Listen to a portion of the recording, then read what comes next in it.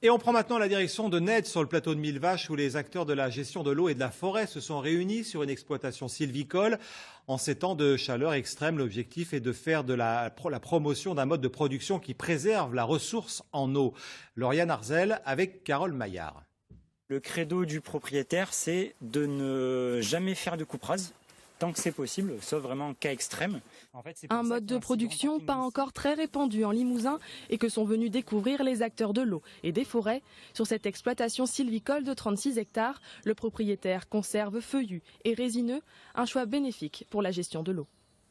Le fait d'avoir eu moins de passage de machines, d'avoir moins tassé le sol, en fait on a une eau qui a pu plus s'infiltrer.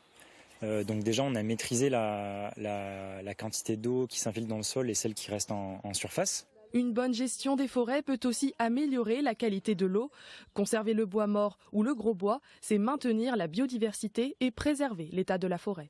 Elle est soumise au changement climatique de façon assez sévère et on arrive aussi à une situation où les boisements, notamment sur la partie amont du bassin de la Vienne, arrivent à maturité économique aujourd'hui. Donc ce qui va entraîner de nombreuses coupes qui ont déjà commencé mais qui vont se poursuivre ces prochaines années. D'après les acteurs de la filière, certaines pratiques doivent évoluer. Par exemple, le dessouchage qui contribue à la pollution des cours d'eau. Informer et accompagner les propriétaires forestiers, c'est donc une vraie nécessité pour cet ingénieur. Les problèmes les plus forts qui existent, c'est parce qu'il y a une méconnaissance de la réglementation, des milieux naturels, etc. Donc déjà, beaucoup de communication, beaucoup d'informations.